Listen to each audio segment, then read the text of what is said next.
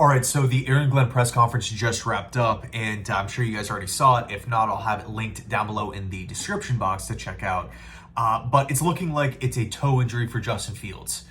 Severity of it, that's still in question. That's the part we don't know. We've seen toe injuries knock guys out for an entire season. We've seen toe injuries happen, and that specific player is back within a couple days. So, timetable, it really ranges, right? There's quite a few different toe injuries that someone can sustain. So that's, I guess we're just kind of in this wait and see mode for now. Glenn did say that he assumes that someone stepped on Justin Fields' foot based off of that play call that they decided to run. He doesn't know that for sure. He literally said it himself. He has to go back and check the tape. But if that's the case, and you have someone step on the quarterback's foot and they get carted off, and that player, hops into the cart, he's riding he's riding shotgun. It definitely doesn't sound as bad as someone who goes down with a leg injury and everyone takes a knee and there's this big process. You got a bunch of trainers, you got the cart coming out, and it's this big thing. They have to stop practice and everything like that. Practice continued, like Glenn was, talking about here. One thing that was interesting, Brian Castello did report that the Jets doctor did speak to Darren Muji. So, how does that kind of you could take that in a bunch of different ways, right? If it's a serious injury, he's letting the general manager know, or you can maybe, speculate, okay, Darren Muji's hands-on and he's approaching the team doctor like, hey, what's going on here? That whole thing. But again, wait and see style of mode here. Aaron Glenn didn't sound too panicked for what it's worth. There's really no point to assume anything at this point in time. All we can do is pretty much just hope for the best. It also didn't sound like there was this level of panic, level of freak out or anything like that, like there has been to certain injuries before in the past with, the past regime here. So anyway, quick little update. Hopefully we get an update today or early tomorrow morning or something like that.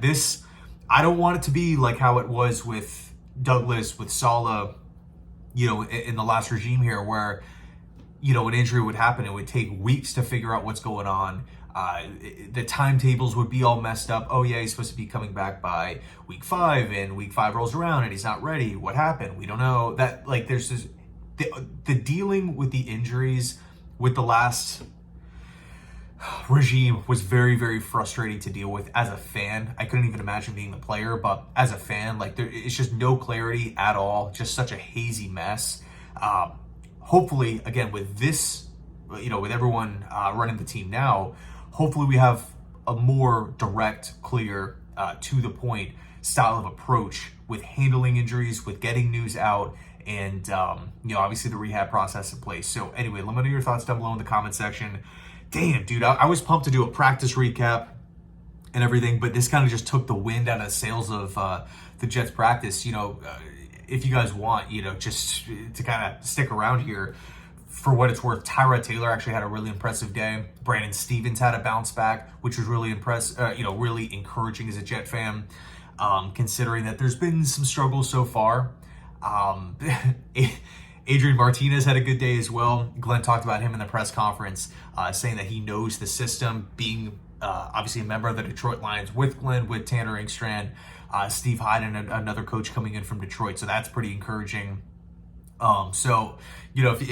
Take of that what you will, with the whole backup quarterbacks performing well. But unfortunately, it does feel like the focus is around this Justin Fields injury. It's hard to not let your mind, speculate like, okay, well, if he does go down, if he's set to miss the season or set to miss, months, what are the Jets going to do? What are the options out there? But we'll kind of go through those options if need be. So anyway, let me know your thoughts, and as always, go Jets.